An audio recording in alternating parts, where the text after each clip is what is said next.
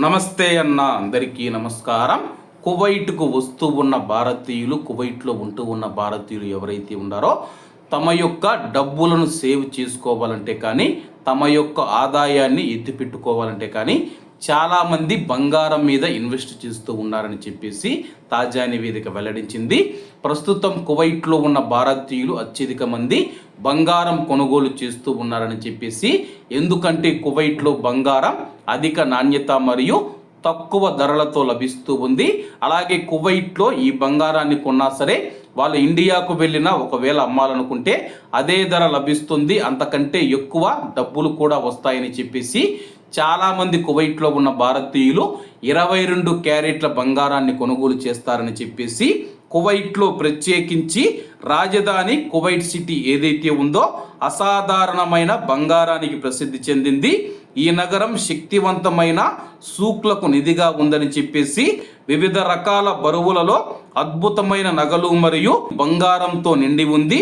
Kuwait బంగారాన్ని వేరుగా ఉంచేది దాని అసమానమైన స్వచ్ఛత మరియు ప్రతి ముక్క కల్తీ లేకుండా ఉండేలా చూసే ప్రభుత్వమైన కఠినమైన నాణ్యత నియంత్రణలని చెప్పేసి ప్రపంచవ్యాప్తంగా బంగారు ధరలు స్థిరంగా ఉన్నప్పటికీ అవగాహన ఉన్న దుకాణదారులు కొనుగోలు చేసే ముందు గ్రాముకు రోజువారీ ధరను తనిఖీ చేయడం చూస్తారని చెప్పేసి వ్యాపారులు మార్కెట్ విలువ కంటే తక్కువకు విక్రయించరు. కువైట్లో ఉన్న భారతీయ ప్రజలు ఎవరైతే ఉన్నారో బంగారాన్ని ఎక్కువగా కొనుగోలు చేస్తారని చెప్పేసి, అలాగే కువైట్లో శుక్రవారం నుంచి ఆదివారం వరకు మనం చూసుకుంటే కువైట్లోని బంగారు షాపులు ఉండే ప్రాంతాలు ఏవైతే ఉన్నాయో మాలియా కానీ, లేకపోతే కువైట్ సిటీ కానీ, అలాగే ఫాహిల్ కానీ, పర్వానియాలలో కువైట్లోని బంగారు షాపులు అయితే ఉన్నాయి.